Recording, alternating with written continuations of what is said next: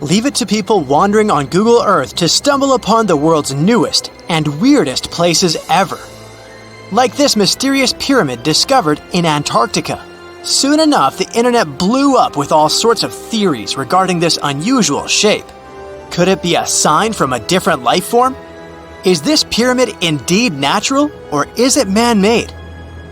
For starters, it's not the first time we've discovered a pyramid in the Antarctic. The first one was observed by the British Antarctic expedition in the 1910s and kept secret for a long time. Its discovery being kept hidden only added to the mystery. A second such structure was discovered in 2016, which further increased the interest in the matter. The mystery was soon enough deciphered by scientists. These formations are just mountains. They're located near the Ellsworth Mountains, a range over 250 miles long, so they're just mountain peaks that have broken through the ice sheet. As for their particular shape, it's just a coincidence. Pyramids are found throughout nature. The Matterhorn in the Alps and Mount Ballenstinder in Iceland, for example, are quite similar in terms of shape. As for the official name of these peaks, they're called nunataks, or peaks of rock peeking through a glacier or an ice sheet. Antarctica has way more incredible features, like the fact that it's home of 60 to 90% of the world's fresh water. That's because its ice sheet is the biggest on our planet, stretching across 5.4 million square miles. I'll spare you the calculations, but that leaves only 1% of the continent ice-free. Antarctica's ice reaches 2.7 miles thick at its deepest point, meaning half the height of Mount Everest. Should it ever melt completely, our sea levels would rise to roughly 200 feet. It wasn't always this cold, though. At some point in our planet's history, Antarctica had some average temperatures as the city of Melbourne has today.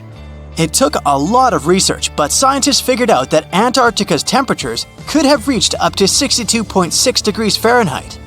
Sure, that was 40 to 50 million years ago, but if you think about it, it was at the same time when dinosaurs roamed our Earth. Time is also different on this icy continent. All the lines of longitude that help us calculate different time zones merge into a single point at the South Pole. Here, there are 6 months of daylight in the summer, followed by 6 months of complete darkness during the colder season. So, scientists working here stay, on average, in the same time zone they've come from.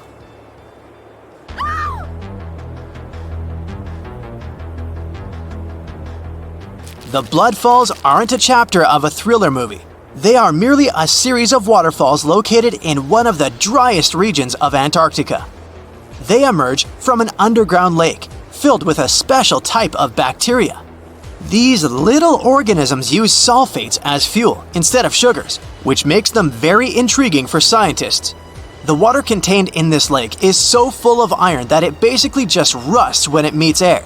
So, the reddish color of the waterfall also gives it its trademark name. The megalodon was the largest predator ever known in our planet's history. In terms of its location, the megalodon lived practically in all waters on our globe, except near the poles. The reason why there are no megalodon teeth found in Antarctica is probably because the gigantic creature was adapted to only warm tropical and subtropical waters. If you plan to visit Antarctica by boat someday, just know you might not get there on a non-metallic boat. The hull of your transportation device must be made of either steel or aluminum to withstand the harsh weather conditions here. Antarctica isn't home to a lot of bugs. In fact, there is only one true species of insect that calls this place home. It's a wingless midge called Belgica antarctica. This fly is so tiny that it only reaches 0.08 to 0.23 inches long, but it's still the Antarctic's largest terrestrial animal. A lot of Antarctic fish also come with an antifreeze substance in their blood. They don't necessarily need it for protection against the cold temperature, but mostly against touching ice. These antifreezes are made up of large glycoprotein molecules. They surround any small ice crystals that may form, making sure they don't spread through the animal's tissues, which could cause a lot of damage. They also create a sort of small pillow blocking the sharp ice crystals, so they're less likely to cause any pain. It also doesn't rain a lot here on this icy continent, But one amazing meteorological quirk of Antarctica is that it's full of diamond dust. This dust is basically small ice crystals that pop out of humid air close to the Earth's surface. Think of it like an icy fog. As they flow through the air and get touched by sunlight, they begin to sparkle, making visitors here feel like they're surrounded by diamonds. It's probably the last place you'd want to go into labor, but in 1978, the first person was born here ever. Emil Marco Palma was its name, and ever since, 10 other people have been born here in Antarctica. There's a lake on this icy continent that is so full of salt, it makes it impossible for it to freeze over, even if temperatures can go as low as 5 degrees Fahrenheit. That's because pure water freezes at 32 degrees Fahrenheit. Water that has salt in it, or any other substance for that matter, will freeze, but at a way lower temperature. That lower temperature is adjustable depending on the substance itself and the amount that has been placed into the water. Antarctica was the last official continent to be discovered. It remained completely unseen until the 1820s. But it took another 20 years to confirm it was actually a continent and not just a group of icy islands. Just because it's really cold here doesn't mean you can't go on a date here. One December night, an American scientist that was posted in Antarctica logged into a dating app simply out of curiosity. He was certain no other profiles would show up, but to his surprise, he found someone soon enough. Another researcher who was stationed just 45 minutes away, by helicopter of course. They eventually got together and went on the first date in Antarctica ever recorded. Apart from ice, this continent has something else way more abundantly than any other piece of land on Earth: meteorites. If we look at the research done by scientists, meteorites have equal chances of reaching any place on our planet. However, once they go through our atmosphere, the situation is a bit more complex. That's because different climates on our planet, like the humid ones found near the jungle, have a lot of moisture and oxygen, which will corrode most meteorites. The climate in Antarctica is really dry, so the possibility of meteorites corroding is little to none. More so, it's way easier to spot these rocks on the icy white surface of this area than in any other place on Earth. If you're not scared of the cold, you'll surely freak out when you hear about the winds here. That's because Antarctica is for the most part the windiest place on Earth. Wind speeds have been reported here to reach even 200 miles per hour. This just in, the world's oldest pyramid was built during the last ice age. And I'm not even talking about Egypt. I'm saying our ancestors might have spewed a 27,000-year-old pyramid in West Java. Gunung Padang is not exactly shouting pyramid. It's more of a mound with huge scattered stones tossed all over it. But local people seem to revere it, and they have for centuries. It wasn't until recently that the Indonesian authorities decided to excavate a bit deeper to see what all the fuss was about. They ended up finding the remains of a human settlement. It was rather unexpected, since the mound is pretty high up. This excavation could only prove there were humans in the area as far back as 45 BCE, which sounds reasonable. It was up to an Indonesian geologist named Donnie Hillman to prove that Gunung Padang is the world's first pyramid. He used all sorts of new technology to support his claim. Our guy used carbon dating, which digs deep into the earth and takes whole chunks of soil. He found layers and layers of constructions, like he was digging up Rome and finding ancient buildings buried in the ground. His research proved that there had been caverns and even rooms down there, which could only mean one thing: humans. As for the rocks located up in the mound, they were most likely strategically placed by the people who lived there back in the day. They needed a place to meditate, so they arranged things in a harmonious way. Their smooth surfaces wouldn't be the result of years of erosion, but the works of great sculptures, the Michelangelos of their day, let's say. If this is all for real, then human civilizations began way before we think they did. Our ancestors, the Paleolithic humans, didn't have what it took to be considered a civilization, especially not the tools and knowledge to build pyramids. They needed a lot of masonry skills, which weren't all that available during the last ice age. His peers don't share this view though. They could believe Hillman's theory if he had found evidence such as charcoal and bone fragments. But he didn't. Flint Dibble, another archaeologist, says that without concrete evidence of human activity, there's no proof of an actual pyramid. In this case, all the data proves is that the soil in the mound dates back to 27,000 years ago. He thinks the rocks on top of the mound just slipped down the hill, like rocks normally do. Only a complex society would have managed to build a stepped pyramid like they claim it was. But according to Bill Farley, an American archaeologist, there's just no reason to believe there were any settlements in Indonesia during the last ice age. Now, just so you know, the oldest known ancient society with this kind of knowledge is probably 11,000 years old and used to occupy the region of modern-day Turkey. Take a look, Turkey's Göbekli Tepe. It's also not a pyramid, but it's the oldest monolithic construction made by humans. Back in the Neolithic period, a lot of people settled there, and there are proofs for it. For example, the walls there are covered in ancient drawings of clothing and wild animals.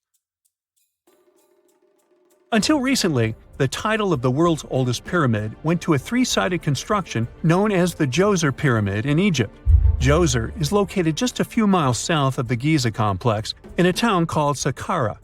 It made its way to popular culture more than once. In the 18th century, it became a common feature in European paintings.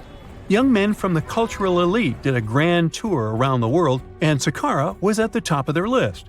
It was also featured in the video game Assassin's Creed, with a digital representation way more accurate than many historical drawings of the thing. That was kind of a big deal in ancient Egypt, to build pyramids for kings to spend their afterlives. And if you thought the Khufu pyramid was the oldest one in the world, well, Djoser was built 70 years ahead of that time. The development of new technology has allowed archaeologists to make groundbreaking discoveries, and a new, or should I say ancient pyramid in South America might win the title in dispute. It turns out that pyramids were also pretty fashionable in the Americas in the old days. Among them are the iconic pyramids of Guatemala's Tikal temple complex, the same ones that appeared in Star Wars No. 4. But to find the oldest pyramid in the Americas, one would have to travel to Peru. Deep in the Peruvian desert, archaeologists stumbled upon a sprawling ancient metropolis known as Caral. At first, researchers believed that the settlement was pretty recent, since the site was way too complex for ancient technology to handle it. As we said, Caral is a desert town, like Las Vegas, but without all the hoopla. This means no easy access to water. And for cities like these to thrive, they need a considerable irrigation system, which leads us back to complex technologies. The Peruvians surprised us all with this new discovery. This site was huge, filled with an amphitheater, houses, and religious buildings. The whole thing probably sprawled through 370 acres. And when scientists went to test their initial hypothesis using radiocarbon dating, they found that the city probably sprung around 2027 BCE. On the site, archaeologists found 6 pyramids that could possibly predate the one in Saqqara. As far as they know, both civilizations coexisted in the same time period, in opposite parts of the world.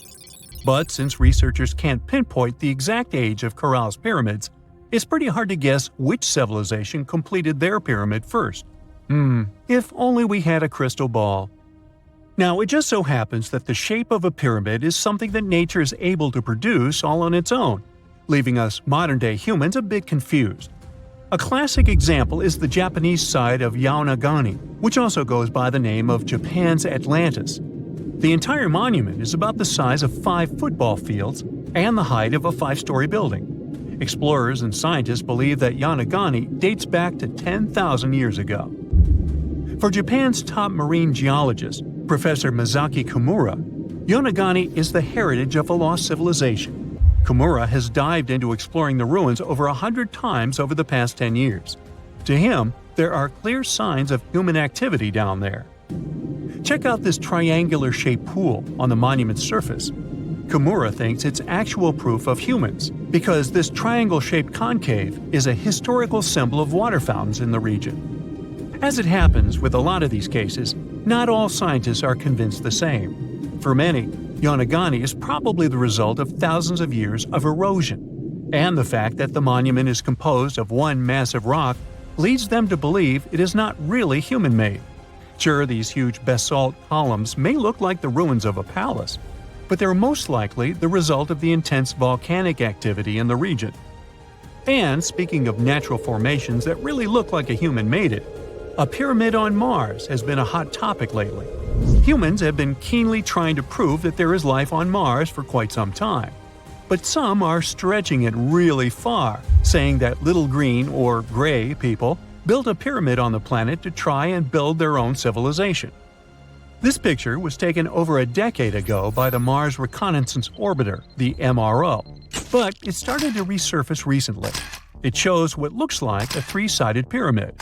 Some people claim that the smooth side of the pyramid could only be the effect of otherworldly work.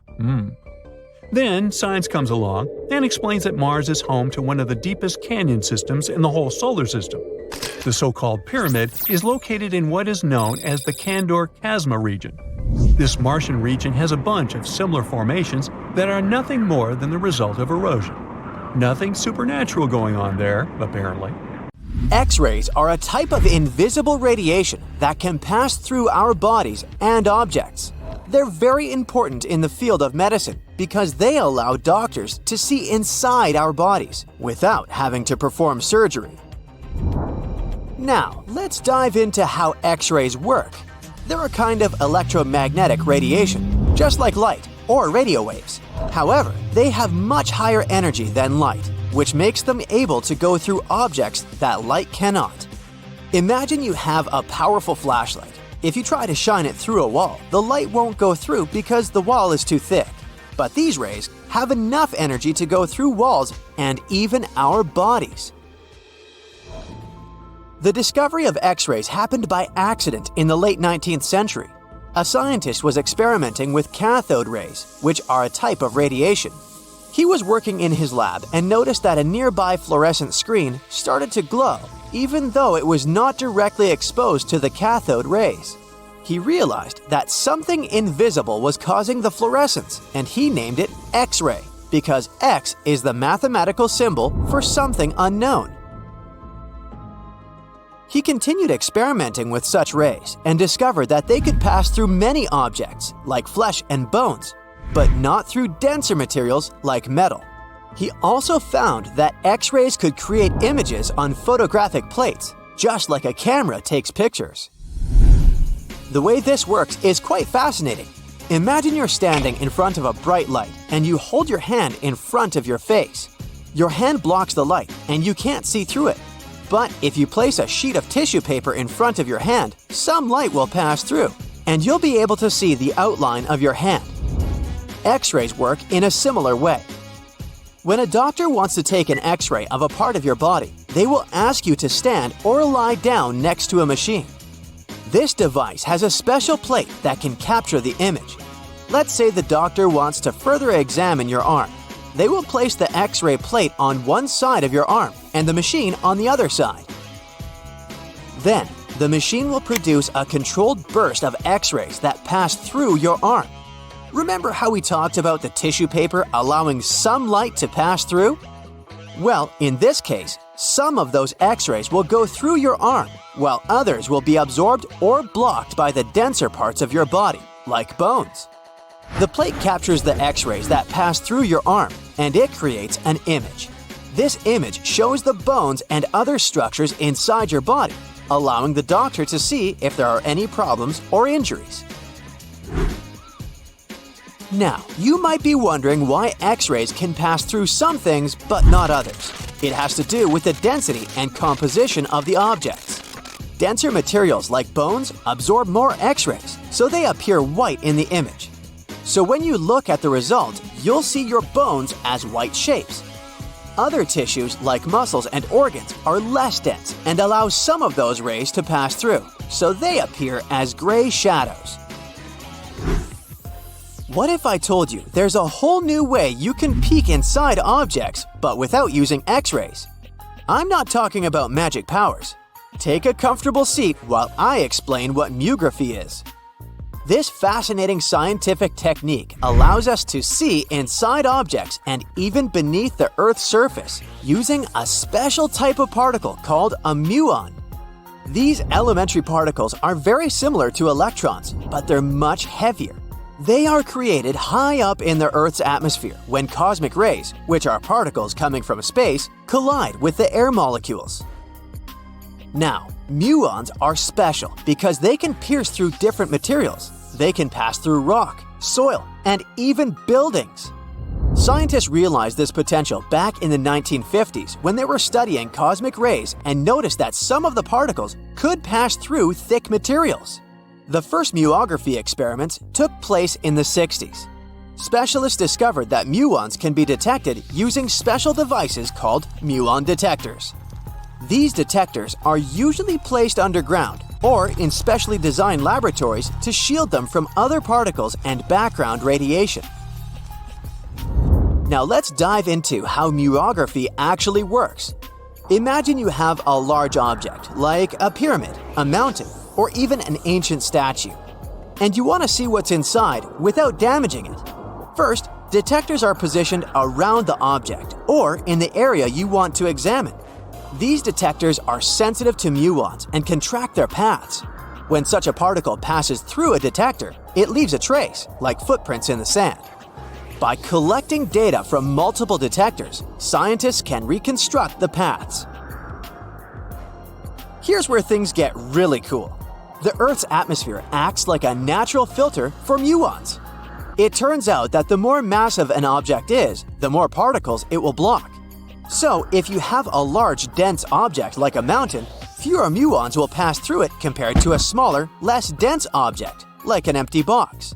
This difference in the number of particles that reach the detectors can give us clues about what's inside the objects. Scientists use computer algorithms and mathematical techniques to analyze the data and create images. These images represent the density distribution of the object being studied. It's like creating a map that shows where the densest areas are and where there's gaps inside the object. The concept of muography is similar to using shadows to understand the shape and size of an object. Imagine you're standing in front of a bright light and you place your hand between the light source and a wall. You'll see a shadow of your hand on the wall. Based on the shape and size of the shadow, you can get an idea of what your hand looks like, even though you can't see it directly. This technique has been used to study various objects and structures. For example, scientists have used it to explore the inside of volcanoes and pyramids, and even to investigate the structure of mountains and the Earth's crust. With the help of this amazing technique, scientists have now uncovered new information about the Great Pyramid of Giza. They discovered something that had eluded tomb raiders for centuries. They found a hidden chamber. And guess what they named it? The Big Void. Yeah, I know, not the most creative name. They even used 3 different muon detection techniques just to be super sure that it was indeed a big, mysterious void inside the grandest pyramid of them all. Once news got out about this mind-boggling discovery, Egyptian authorities couldn't resist the temptation to explore further. So, they brought in an endoscope camera to confirm the existence of this epic void. So, they inserted a camera through one of the openings underneath the entrance, and voila! It revealed a corridor. More so, the corridor had a chevron ceiling. I can't help but imagine the ancient Egyptians using it as a cool dance floor. Another team of scientists decided to take another shot at scanning this newfound void. According to them, the Great Pyramid of Giza is a pioneer in the pyramid game. It used a technique called chevron to cover internal structures and keep them from collapsing.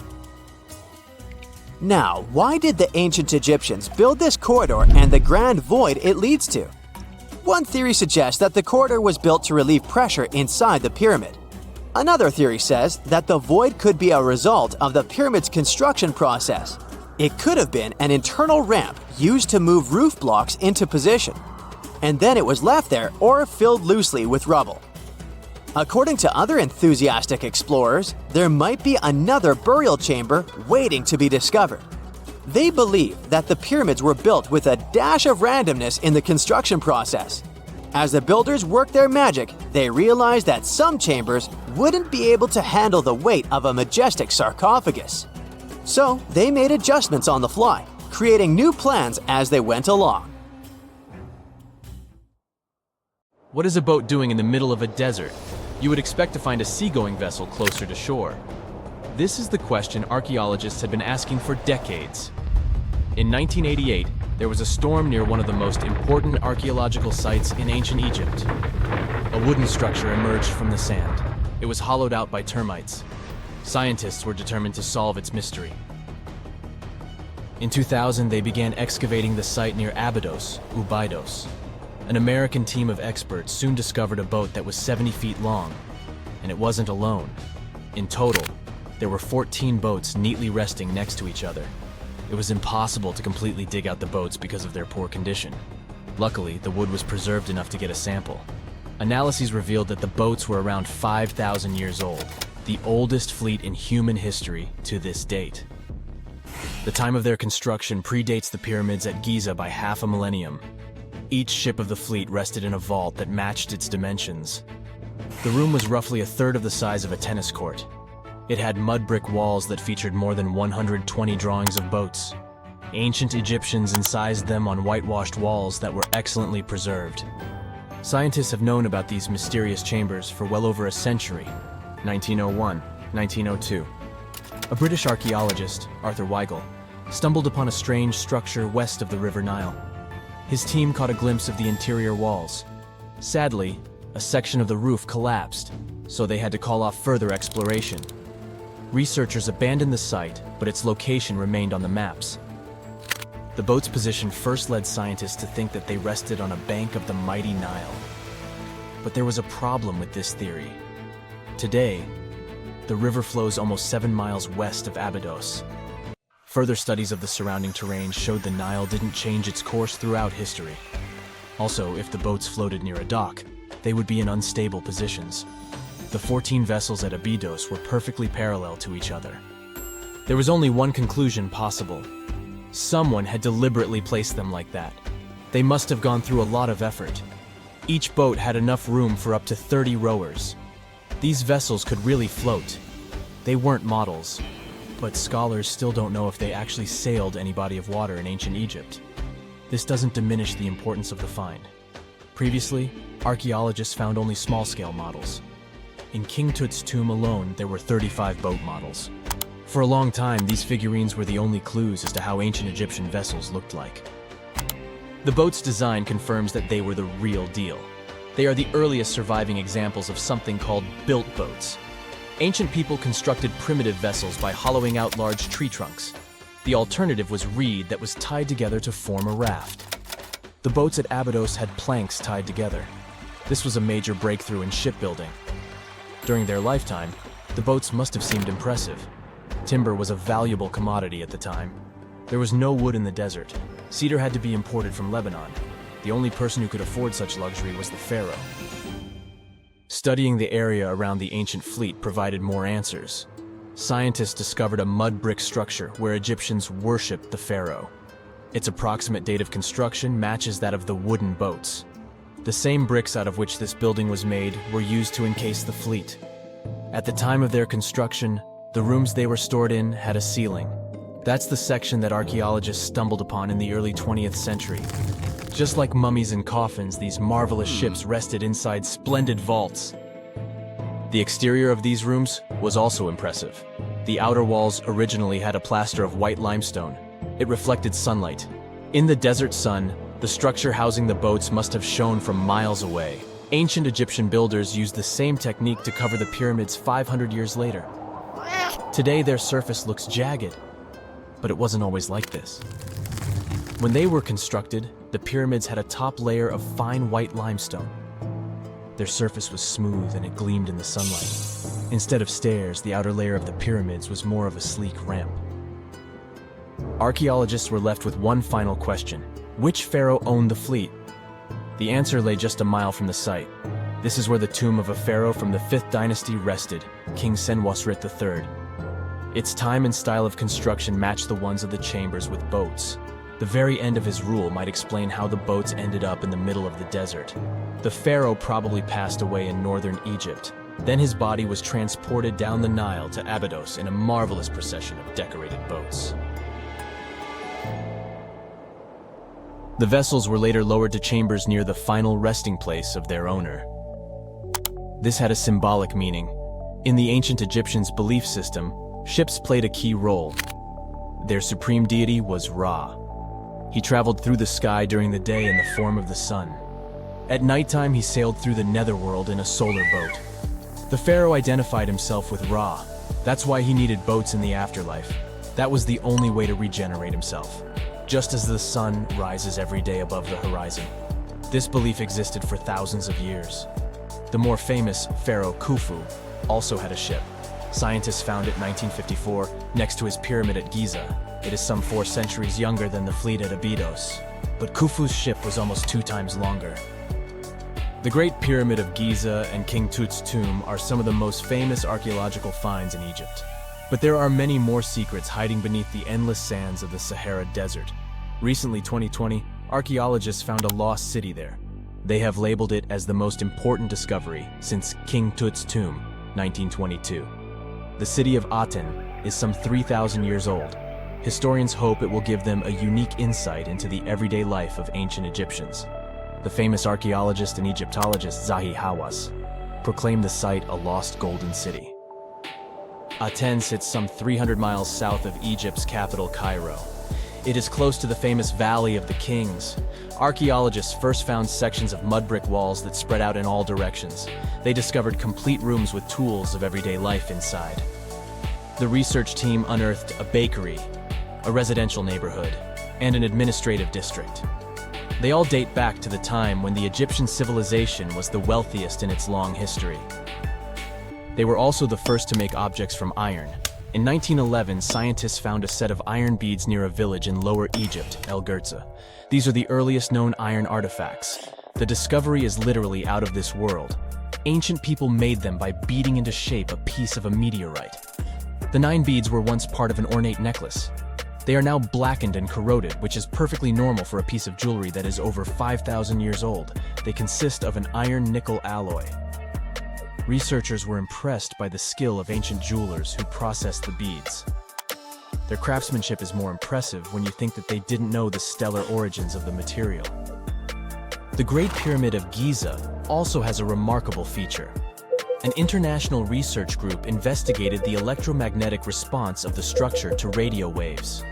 They found that the pyramid has the ability to concentrate electromagnetic energy inside it. This occurred inside its chambers as well as under the pyramid's base. It contains an underground, unfinished chamber. It seems that the electromagnetic response is connected with the properties of limestone, the Great Pyramid's main building material. The research results might have a practical application.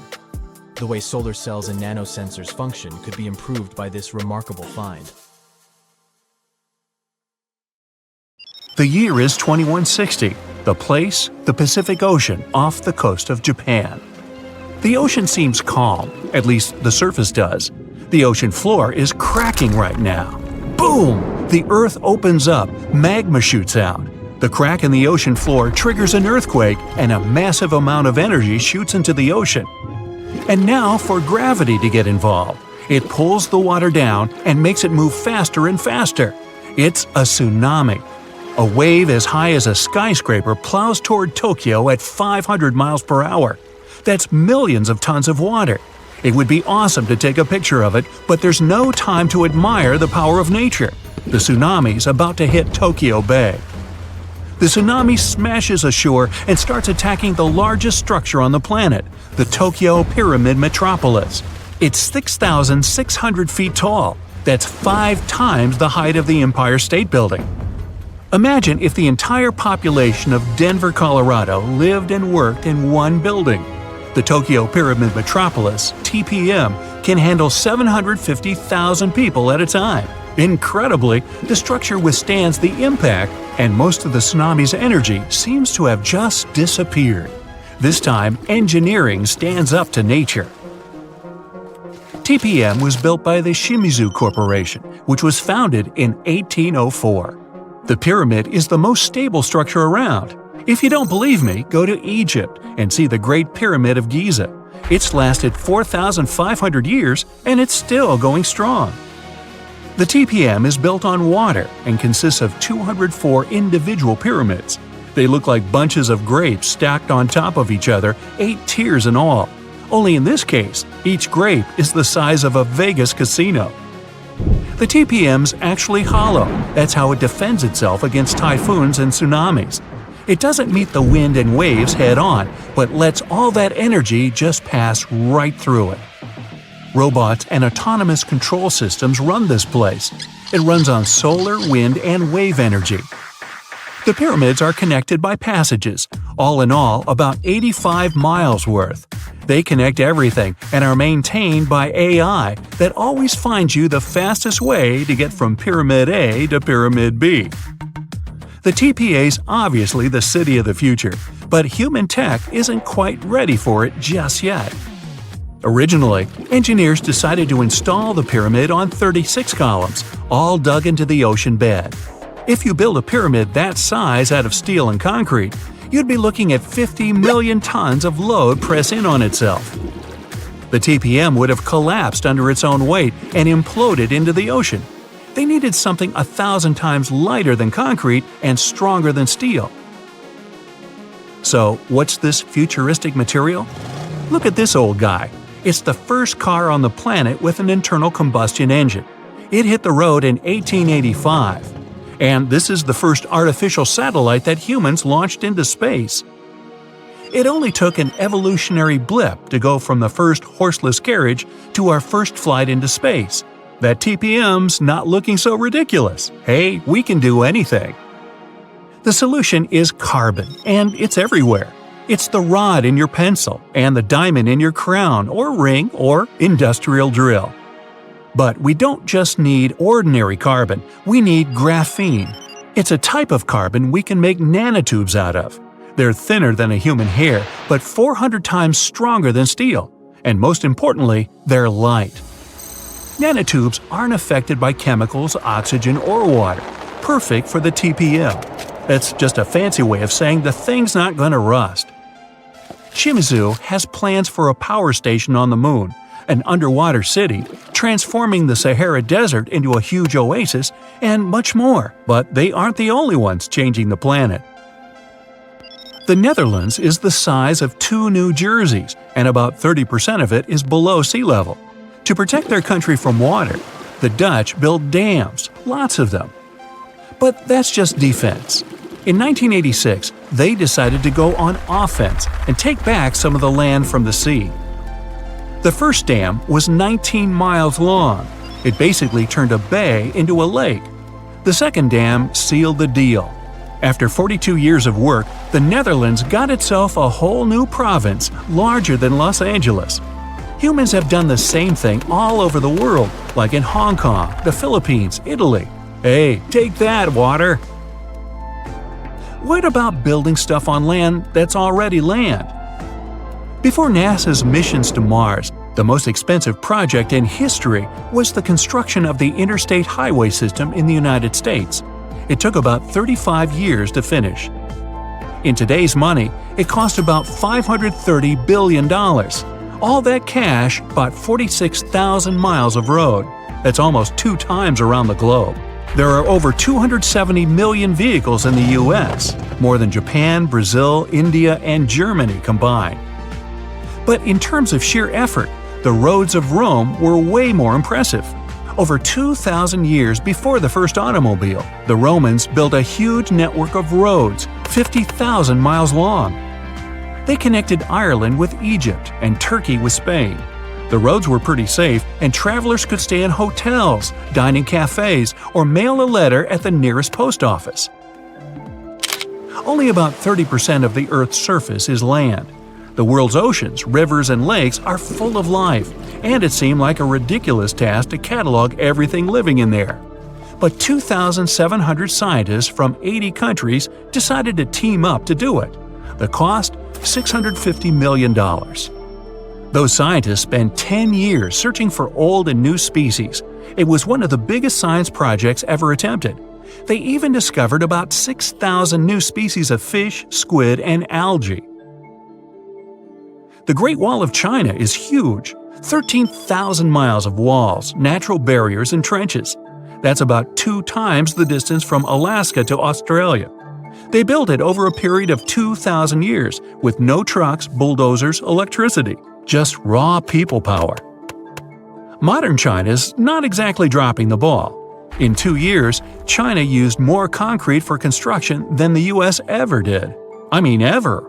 Roads, cities, airports, everything there is huge. The Three Gorges Dam is definitely the new Great Wall of China. Over 7,600 feet long and 600 feet high. You're looking at 3 times more concrete and steel than the Hoover Dam. It's the largest concrete structure in the world and cost about $37 billion. More than 1 million people had to pack up and move to make way for it. Switzerland has the longest and deepest railway tunnel on the planet. Under the snowy Alps, builders dug 35 miles of tunnels. Every day, 200 freight and passenger trains pass through it.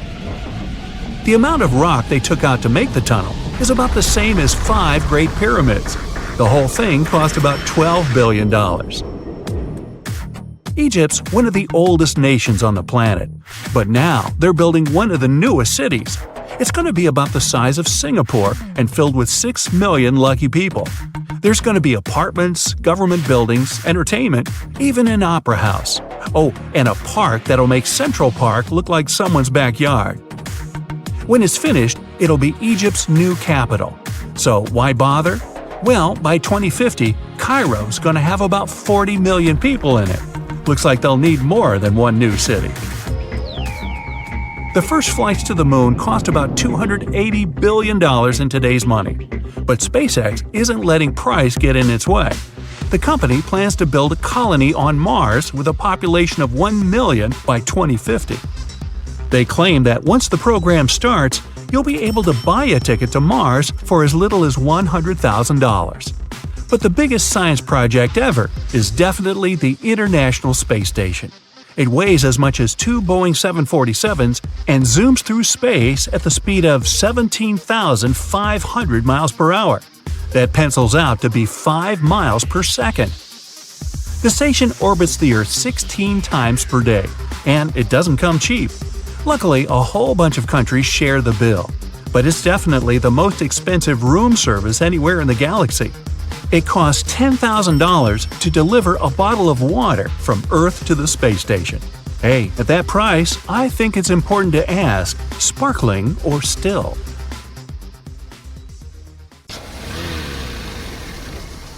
And now we're off to almost 5,000 years ago. Let me take you to ancient Egypt, where back in 2550 BC, guess what? The construction of the Great Pyramids of Giza started. People learned to build cathedrals and skyscrapers, but it wasn't until recently that these massive buildings appeared. It's still a mystery to even modern scientists how these pyramids were built 5,000 years ago. No wonder they are one of the 7 wonders of the ancient world. They're also the oldest of them and the only wonder of the ancient world that still exists in the 21st century. It must have taken a lot of cooperation to build a thing that massive, even for today's metrics. But the Giza pyramids weren't the first pyramids ever. The first one, called the Step Pyramid, was built around 80 years before the first Pyramid of Giza in 2630 BC for King Djoser. It wasn't meant to be extraordinary, but ended up being quite impressive. It was a pyramid of 6 stepped layers of stone. It was 204 feet high, which is as tall as a 19-story building. And it was the tallest building that existed at that time. It wasn't just a pyramid though, it was surrounded by a whole complex of buildings, including even courtyards. In ancient Egypt, people believed in the afterlife, so everyone, especially kings, wanted to make sure they had everything they needed to get ready for it. Here's why the pyramid complex was perfectly supplied with a lot of objects people used every day. The complex included a pyramid and a kind of a palace. Those buildings had many things the king loved and might need one day, like furniture, food, and gold vessels. After Djoser, building pyramids became common practice, but many pyramids weren't finished. It would usually take about 20 years to build one, but many rulers reigned way less than that. Overall, there are more than 100 pyramids. The most famous pyramids are the Great Pyramids of Giza. The first one and the biggest one was built for Pharaoh Khufu, around 2550 BC. Initially, it was 481 feet tall, which is as tall as a 40-story building. The second pyramid was built for Khufu's son, Pharaoh Khafre, around 2520 BC. It's just a bit shorter, usually standing at 471 feet high, a 39-story building. This is the pyramid with the famous statue of the Sphinx. Sphinxes have a lion's body and a human head. They were built to guard important areas. This one has the head of Pharaoh Khafre and is guarding his pyramid, facing the sunrise. The Sphinx is most well known and is one of the world's biggest and oldest statues. Originally, it had red color and did have a nose. It's still possible to see the trace of red pigment by its ears. But no one knows exactly when the nose disappeared. For some time, the Sphinx was sort of hidden underground, being covered with sand up to its shoulders. Luckily, in the early 1800s, an adventurer with a team of 160 people dug it out. The third pyramid of Giza is the smallest one, being more than twice shorter. Originally, it was 218 feet high, about the height of a 20-story building. Built in 2490 BC, it was a pyramid for Khafre's son, Menkaure. The pyramids are designed to align with the points of the compass, and their sides symbolize the rays of the sun. But back at the time, there were no compasses. Ancient Egyptians figured out the directions themselves, and with amazing precision. To align the pyramids, they used two constellations. Originally, the pyramids were covered in smooth white limestone and had a gold-silver top to reflect the sun. Later, the white limestone was taken from the pyramids by other kings and used for other buildings. Scientists estimated that ancient Egyptians used about 2.3 million stone blocks to build the first pyramid. Each block weighed more than 1 ton. This is the weight of a rhino. Some blocks were even bigger, being almost as heavy as an elephant. 4.5 millennium ago, there was no modern equipment to help build it. There were no machines, no wheels, and even no steel. The only metal available to them was copper. Even today, scientists aren't sure how the Egyptians managed to build the pyramids. There are no records left that would shed light on it. Some even think that Egyptians wanted to keep it as their secret and didn't even record it on purpose. Many believe that poor people and foreigners built the pyramids, but it's not true. Actually, the builders were very skilled workers, and they were fed and paid well. The archaeologists claim that the builders lived in a nearby temporary city and were a highly organized community with a strong leader. Scientists say that around 20,000 people worked on each pyramid complex, and it took about 20 years to build each. It probably was a national project. The construction site was large in resources, and food and essentials were likely to be contributed from all parts of Egypt. Even with all that support, it remains unclear how people managed to cut, transport, and assemble those huge stones. One of the theories suggests the stones were most likely transported on boats down the Nile River. Then, there was a harder part. They had to be moved to the construction site. For that, they probably used wooden sleds. It wasn't very hard to pull them because the sand mixed with the right amount of water was pretty slick. And 10 people could move a sled even with a rock weighing 1 ton pretty easily. Finally, one last problem. The stones had to be lifted and put into place. Archaeologists have discovered the remains of the ramps system that dates back to when the pyramids were built. Most likely, the Egyptians designed a unique system to move and pull huge stone blocks, but no one knows what it looked like exactly. The most common opinion is that there were several ramps around the pyramid to help move the blocks. The ramp was growing with the pyramid getting higher. They suppose people were walking up the stairs, pulling the stone on the wooden sled up in the middle on the sandy ramp. But this is just one of the options. Others say that the ramps were going around the pyramid. Some say the ramps were inside the pyramid. But we'll never know for sure, and it'll forever remain a mystery, just like the ancient Egyptians wanted. Surprisingly, there's not much inside the pyramids. Most of it is just solid stone with very little open space. But let's take a quick look inside the biggest of the pyramids of Giza.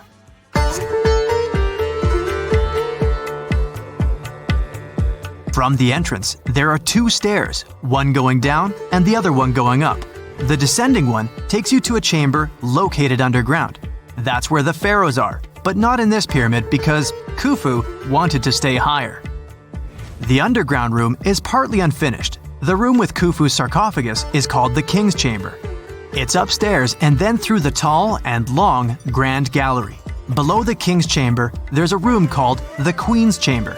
There are no queens though, and no one is sure why the room is called this. Unfortunately, none of these have any hieroglyphs on the wall. They're just bare.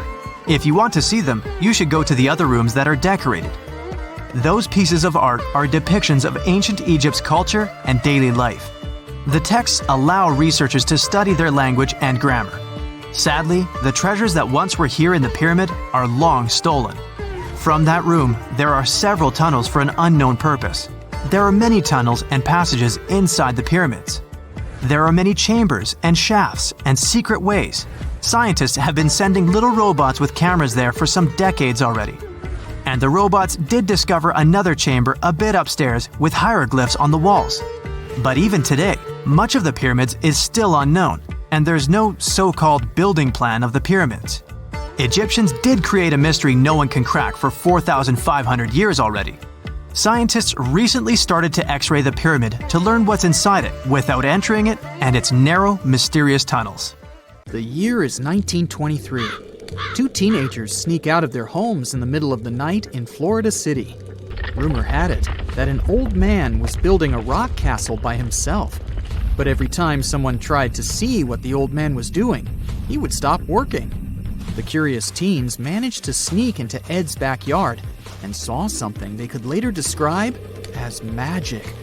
They recalled seeing rocks moving around like helium balloons. The old man was moving up to 30 tons of stone by himself to build his castle. Even if he didn't allow anyone to see him working, he would proudly talk about it around the town. But whenever people asked how he was building a stone castle all on his own, he simply answered, "I cracked the secret of the pyramids." This story begins in Latvia, Edward Leedskalnin's home country. Edward was born in a small village on January 12, 1887. He was born in a family of stonemasons, which is probably where he learned ancient techniques of building. However, he grew up as a sickly boy, which meant he could never carry much weight or undergo heavy physical activity. At the age of 26, an unfortunate turn of events determined Ed's fate. The love of his life broke off their engagement, and heartbroken Ed decided to move to the United States. He lived in a couple of American states before finally moving to Florida, where his life's adventure started. Ed spent years searching for the right spot of land to build his dream house. He always rejected good farmland. When people wondered why, he only smiled. Finally, when he bought land of his own, it was deemed terrible by his close friends. The soil was bedrock. He could neither plow nor farm it, but it seemed perfect for what he was seeking to build. Ed's close friends would often describe him as eccentric. When asked why he wanted to build a house, he would only say, "It's for my sweet 16. Someday she's coming back." Then, he changed the topic of the conversation. It took Ed about 30 years to finish Coral Castle, and he did it all by himself.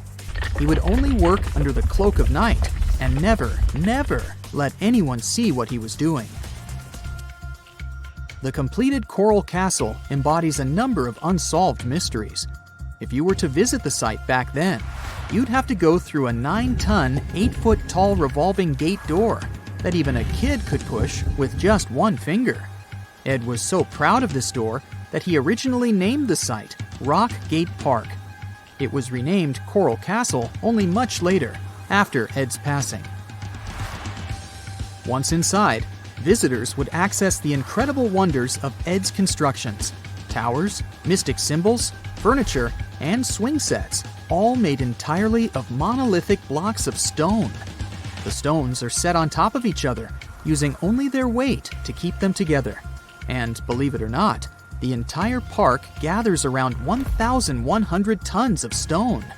Today, if you visit Ed's living quarters, you'll even see the simple instruments he used to construct all of this: chisels, hammers, ropes, and pulleys. The type of work he did is difficult even with modern-day equipment, let alone without it. Coral Castle's main mystery lies in how Ed managed to do it. The only photograph of Ed Leedskalnin at work shows a simple leverage structure of a chain hoist attached to a wooden tripod. The tripod was made of old telephone poles with a small wooden box on top. What was in the box is, of course, a mystery. Unfortunately, he took his secrets with him, not sharing the truth of his work with anyone else. Yet, not all is lost, as there are many theories and speculation surrounding what could have happened there. One theory says that there is a harmonic grid inside the Earth's surface, something that would create anti-gravity spots around the globe.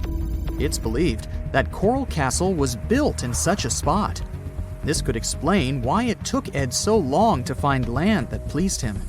Maybe what he was looking for was a place that allowed him to experiment with anti-gravity forces. Yet, whenever Ed talked about his work, he would say he understood the laws of weight and leverage, and, sure thing, that he had cracked the secret of the pyramid builders. And what secret is that, you might ask? According to Ed himself, it has to do with magnetism. He even published a pamphlet called Magnetic Current. There, he explains that every object has magnetic particles inside of them. A person just needs to understand where they are located inside such objects. This way, objects can be lifted and moved around without much effort, just like moving something heavy underwater. Researchers say that if we assume Ed Leedskalnin and the pyramid builders used the same technique, then it would only have taken 4,700 workers to build the Great Pyramid of Giza, instead of the 20,000 to 100,000 that is currently estimated. But this story just keeps on getting more and more mysterious. In the late 1920s, Ed was finishing the construction of Coral Castle in Florida City. Rumors about his work had spread around town. People said Ed was hiding a stash of money somewhere in his living quarters. One night, a group of men waited until Ed was alone and broke into the castle to rob him. They couldn't find the money and, luckily, didn't harm Ed. But in the following days, he decided that it was best he moved out of that land. Of course, he took more than his toothbrush along with him. Ed decided to move the entire Coral Castle to another land 10 kilometers away from where he had built the park. Legend says he hired a truck driver and asked him to swear secrecy about what Ed intended to do. He asked the driver to look away while Ed loaded the truck by himself, moving all of the rocks without any help.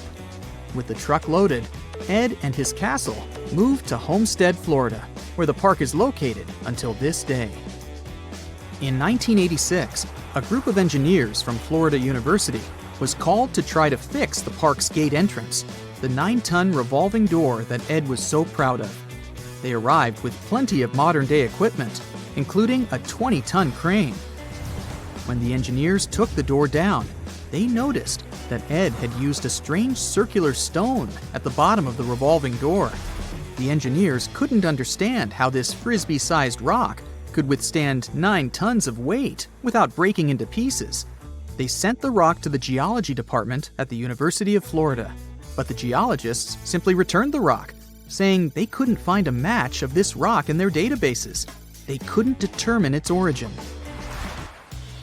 The engineers put the 9-ton gate back into place, trying to use other techniques. At first, it didn't work without the base rock Ed had originally used. So, they had to cut the gate rock to make it work as a revolving door once again, proving that modern-day technology couldn't replicate what Ed had done single-handedly. Fast forward to 2011, and another man claimed to have cracked the code of the pyramid builders and Ed Leedskalnin himself. Wally Wallington, a retired construction worker from Lapeer County, Michigan, has managed to build using similar techniques to those used by Ed. Wallington is known for having built his personal Stonehenge in Michigan. He is said to have used simple machines, such as levers and counterweights, moving around multi-thousand-pound concrete blocks. Unlike Ed, Wallington has shared his techniques with the public. Multiple videos are showing the clever engineering he built from very simple materials. It sure is impressive. The man has moved his entire barn into another property just with the help of simple tools. However, there is no way to prove that these were the same techniques used to build Coral Castle. To this day, the secrets of Coral Castle haven't been unraveled. But hey, we can always keep trying to solve it.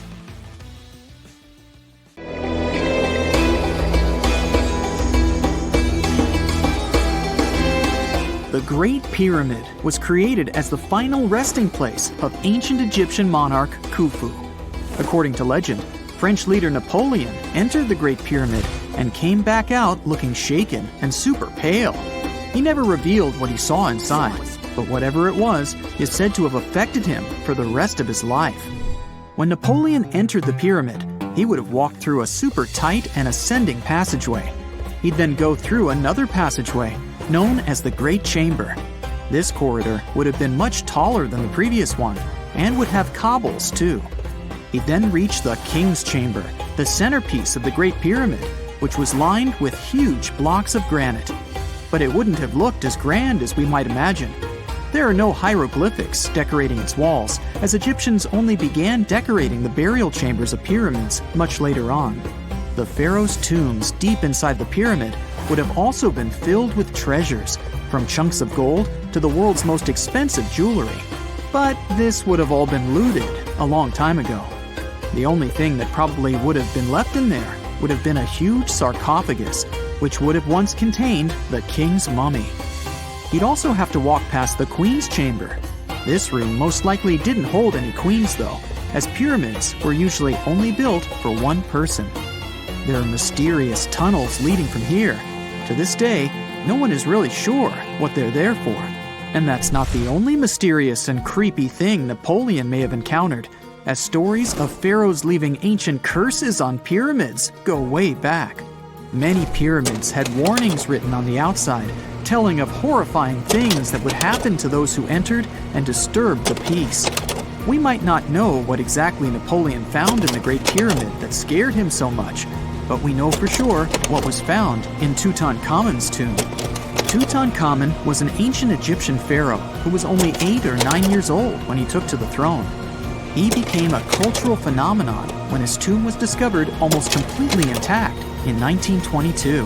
His pyramid sits in the Valley of Kings in Thebes, modern Luxor, which is in Egypt. Unlike the Great Pyramid, Tutankhamun's tomb was covered in beautiful wall decorations. The walls told the story of how he would travel to the afterlife through the underworld. Egyptians believed all people would have to take this journey, so they would fill their tombs with objects and paintings to help them get there. There'd also be spells painted on the walls. They believed this would help people pass over to the next realm.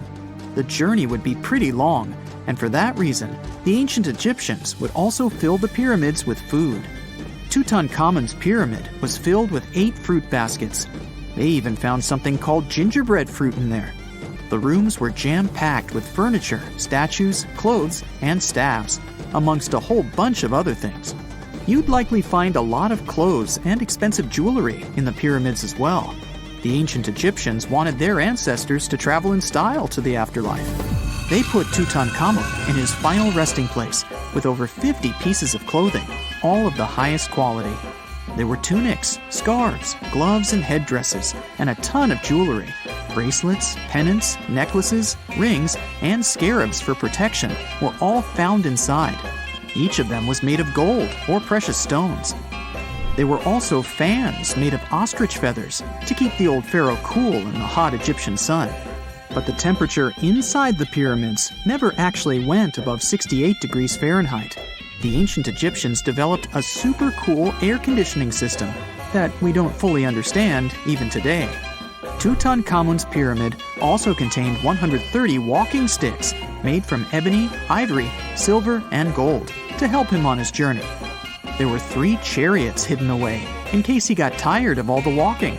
They also put 11 boat paddles inside, but there was no sign of any boat. The pyramids would be littered with the pharaoh's favorite scents and perfumes. During the excavation of Tutankhamun's pyramid, it quickly became clear that it had been robbed during ancient times. There was damage to doors and traces of oils left in empty jars. It looks like someone raided the pyramid for gold and the scents, perfumes, and oils that had been left for King Tut. There was still a bit of perfume, which was made from coconut oil and frankincense, left in one bottle. It seems like Pharaoh Tutankhamun loved board games. There was an ivory traveling set of Senet in his pyramid. Although we don't know for sure exactly how to play it, we have figured out it was sort of an ancient Egyptian version of backgammon. It looks like it was a two-player game where the goal was to knock your opponent off the board. Not really sure who Tutankhamun's mummy was supposed to play with, though. The ancient Egyptians had some rituals that may seem pretty strange to us. For example, they used to shave their eyebrows off if they ever lost a cat. So it's not too surprising they put some really weird things inside pyramids. Archaeologists discovered a collection of mummified cats and scarab beetles in pyramids that date back more than 4,000 years. They were found in the pyramids of Saqqara, which is south of Cairo. They also found a bunch of makeup kits and mirrors inside. Makeup was worn proudly by both men and women in ancient Egyptian times. Eyeliner was the most popular cosmetic. The Rosetta Stone was one of the best discoveries ever made in pyramids. It was found by our man Napoleon Bonaparte and his team. It's a black granite rock that dates back to 196 BCE. It's transcribed in Greek, Demotic, and hieroglyphic. When it was translated in 1822, we got the key to understanding ancient Egyptian hieroglyphics for the very first time. The discovery of Queen Hatshepsut's mummy in 1903 changed our understanding of the Egyptians forever. After she had passed away, her successor, Thutmose III, removed most of the evidence of her reign, so we basically knew nothing about Egypt's first great female leader. She's now gone on to become one of the few and most famous female pharaohs of Egypt. Pharaoh Khufu even had a fully fledged boat in his pyramid. Archaeologists uncovered more than 1,200 pieces of a giant boat near the Great Pyramid at Giza. They reassembled the boat, and it's a whopping 144 feet long. It's most likely a solar boat, which was designed to carry the resurrected king with the deity Ra. Fun fact, the Pyramid of Giza is the last remaining of the 7 wonders of the ancient world. The other 6 are the Hanging Gardens, the Colossus, the Temple of Artemis, the Mausoleum, the Lighthouse, and the Statue of Zeus. This pyramid was also the world's tallest man-made structure for 3,800 years, and it's the biggest pyramid in Egypt. It took a staggering 2.3 million blocks of limestone, and some weighed as much as 80 tons. It took an incredible 100,000 laborers and a whopping 23 years to build. Its original height was a mega 480 feet. In 2017, archaeologists discovered something weird about Egypt's Great Pyramid. There's a hidden void that's at least 100 feet long, and no one really knows why it's there or what's actually inside it. The weird void is the first inner structure discovered within the 4,500-year-old pyramid since the 1800s. Scientists used cosmic rays to detect the massive hole, but are still no closer today to finding out what's inside. The ancient Egyptians took a lot of care building the pyramids, and everything was strategically placed and structurally sound, so it's super unlikely that this hole is due to blocks falling over time. Loads of pyramids also contain small model figurines called ushabti. These represented attendants. They believed they would come to life to serve the pharaohs in the afterlife. But it's amazing that all this stuff actually fit inside. There isn't actually a huge amount of space inside the structures. It's mostly just rock. We know that the ancient Egyptians were talented enough to build something as grand as the pyramids, but were they also smart enough to measure the speed of light? There's a theory circulating online that says exactly that. If you look at these two numbers, you'll see that they match completely. The first one is the speed of light in a vacuum measured in meters, and the second one is the latitude of the Great Pyramid of Giza. So, was it done on purpose, or is it just a coincidence? Well, happily, we can tell you that it's actually just a coincidence, not another conspiracy thingy. The Great Pyramid is just one of the many places in the world that share the same latitude. And more importantly, even if the ancient Egyptians had somehow measured the speed of light and chosen to keep it a secret from the rest of the world, they wouldn't have used meters to put it down. Meters were only defined at the end of the 18th century. The builders of the pyramids used a different unit of measure called cubits. 1 cubit is equal to 1.5 feet. Cubit was based on the length of the arm from the elbow to the tip of the middle finger, and it became popular in the ancient world. So if they wanted to impress the rest of the world and set the pyramids at a point that matched the speed of light in cubits, they would have to build their iconic constructions somewhere in Europe. And then the Danish astronomer who first measured the speed of light in 1676 would have been really upset to know that someone had done it centuries before him. So although they were ahead of their time in many aspects, the ancient Egyptians never measured the speed of light or used longitude and latitude to map their locations. The base of the Great Pyramid of Giza might seem like a perfect square, but it's actually an 8-sided structure, not 4-sided. Each of its 4 sides has a subtle concave indentation that splits it evenly from base to tip. The official version is that a British pilot was the first to notice it in 1940 while flying over the pyramid. He took a photograph that showed shadows highlighting these indentations. Some people think these lines are only visible from above and can best be seen at dawn and dusk during the spring and autumn equinoxes. This has led to a freaky theory that the ancient Egyptians might have designed the pyramids to communicate with something looking at them from above. Now, the Great Pyramid is one of only 3 pyramids that used to have a swivel door. It weighed around 20 tons, but they could still easily open it from the inside. Its precise fit made it nearly invisible from the outside, with no visible latch or handle. There were only slight variations in the exterior stone that gave out an opening. The other 2 pyramids with similar doors belonged to Khufu's father and grandfather. The Great Pyramid also has a hidden void at least 100 feet long that was only found in 2017. We still don't know what lies within the space, what purpose it served, or if it is the only space of its kind. Researchers used the same tech to see through cathedral walls, Mayan pyramids, and even volcanoes. It depends on a natural shower of subatomic particles called muons. They pass more easily through empty space than through solid materials. So if they arrange multiple muon detectors around a structure, scientists can map out its solid and empty areas. A team of scientists placed muon detectors inside the Great Pyramid and allowed them to gather data for months.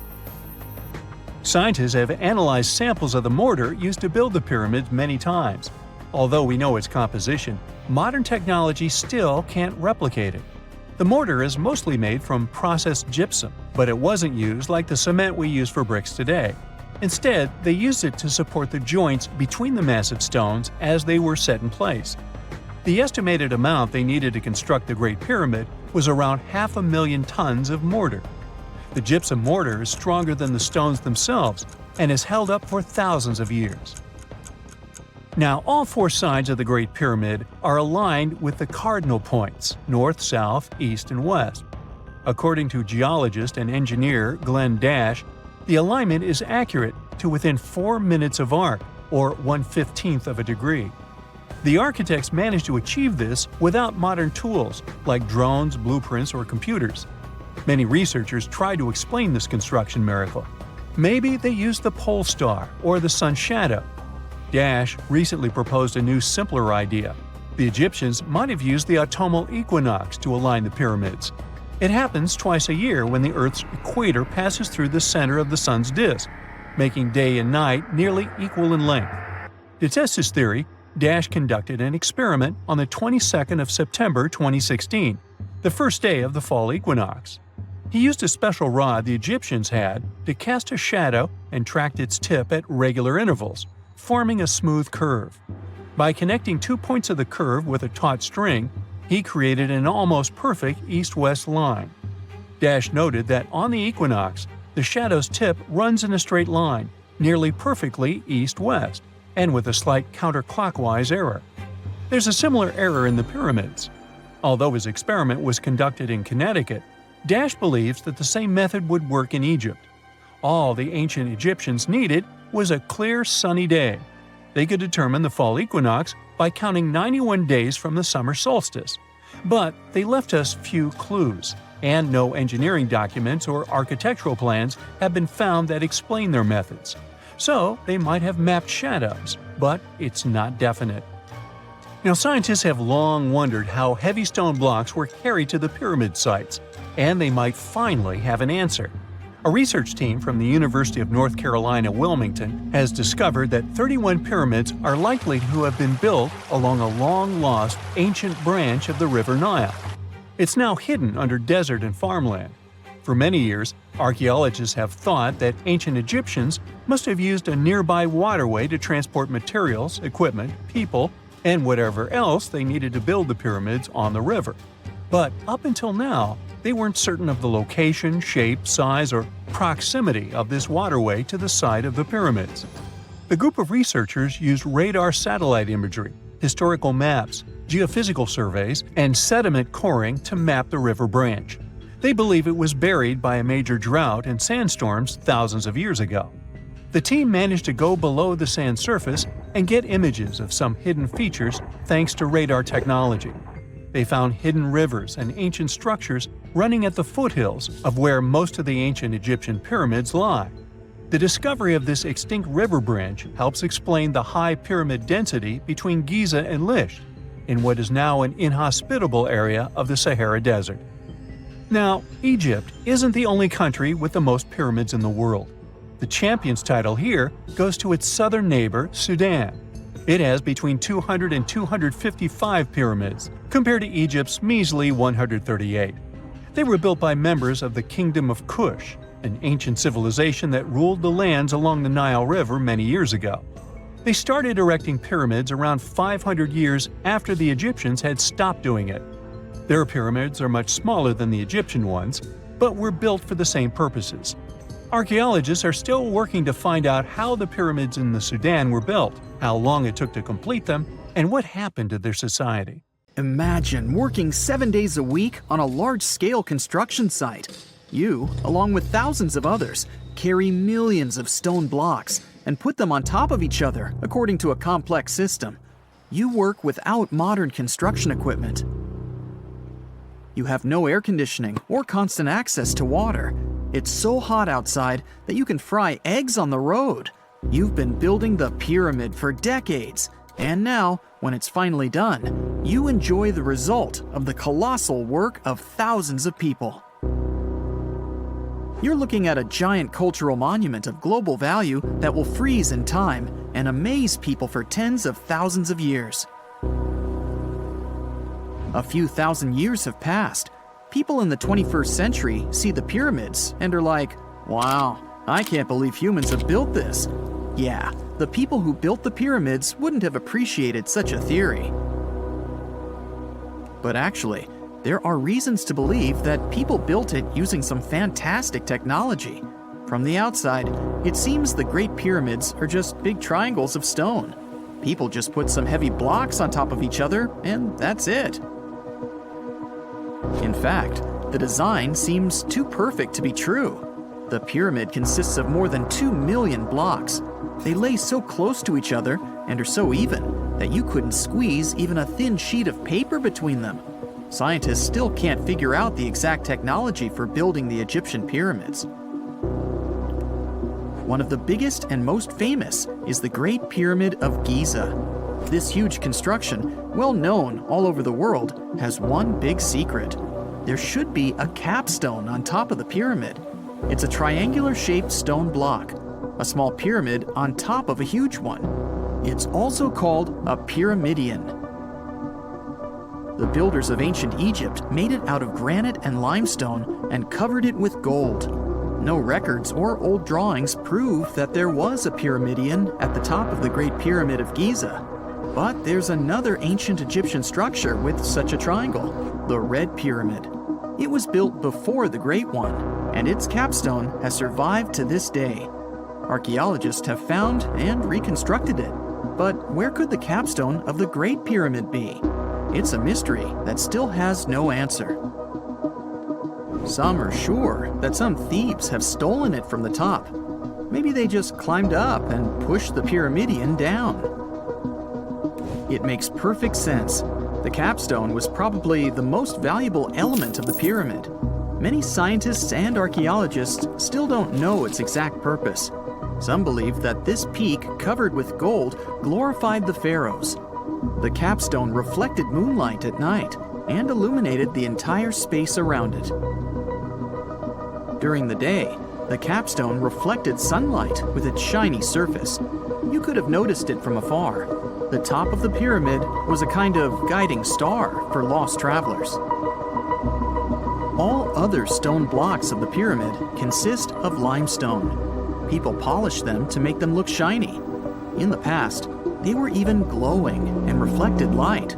You could see glowing pyramids from space, although they looked like tiny lights. Over thousands of years, winds, sandstorms, and rains have changed the pyramid's appearance. If people had taken care of them all this time, they would have looked like something out of science fiction movies, or the pyramids from Las Vegas. But unfortunately, we will never see their original appearance. Some archaeologists and scientists believe that the capstone could absorb the sun's energy and distribute it evenly throughout the pyramid. No one knows precisely why the Egyptians needed this technology. There's a theory the pyramids are ancient energy systems. The pharaohs applied this energy to use some unique technologies that were more advanced than all the achievements of the 21st century. And the triangular shape of the pyramids was ideal for boosting this electromagnetic energy. In theory, solar radiation, or electromagnetic forces, accumulated at the top of the pyramid, filled the inner rooms, and then went down the walls to the base.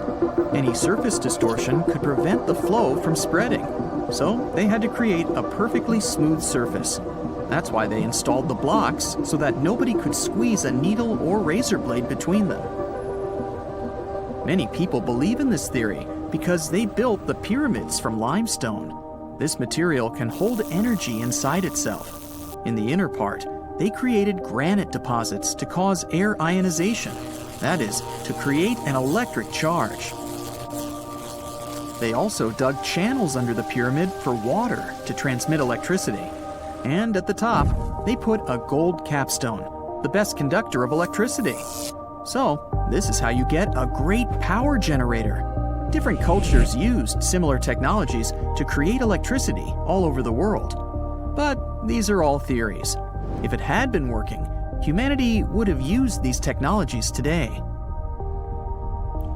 There are mentions of the metal industry, chemistry, engineering, physics, mathematics, and astronomy in some ancient records.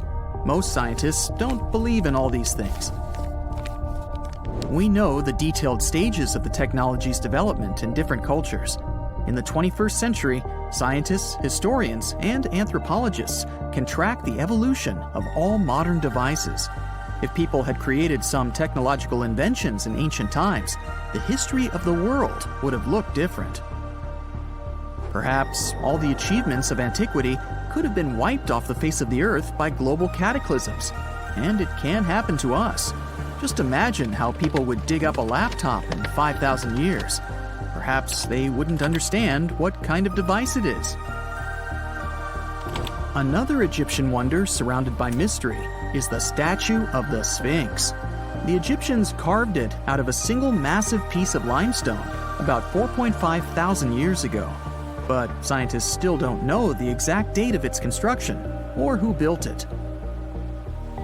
People painted the Sphinx in different colors, so it looked much brighter and more vivid in the distant past.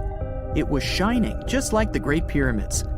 Anyway, time hasn't only changed its appearance, but its name too. Initially, the Egyptians called it Hor-Mekhet. The Greeks renamed it the Sphinx about a few hundred years after it had been built. The Sphinx emphasized the greatness of the rulers of Egypt. It also performed a symbolic function of a watchdog guarding the tomb of the pharaoh and the paths leading to it. This version sounds realistic, since archaeologists have discovered many secret entrances at the foot of the Sphinx. Perhaps these rooms and intricate tunnels lead to underground halls with treasures. And treasures don't always mean gold and jewelry. According to legends and theories, the Sphinx guards the Hall of Records, the storage of all humankind's knowledge. The information about the ancient mythical state of Atlantis could be there. You can find many detailed maps of the internal dungeons of the Sphinx on the internet. They show structures 12 stories deep under the statue. It looks like a small city filled with gold, scrolls of knowledge, and various ancient artifacts. But don't believe all these maps. These are just theories. Several thousand years have passed, but people have very little information about it. Archaeologists know that there are still many strange and exciting things about the Sphinx that are still undiscovered.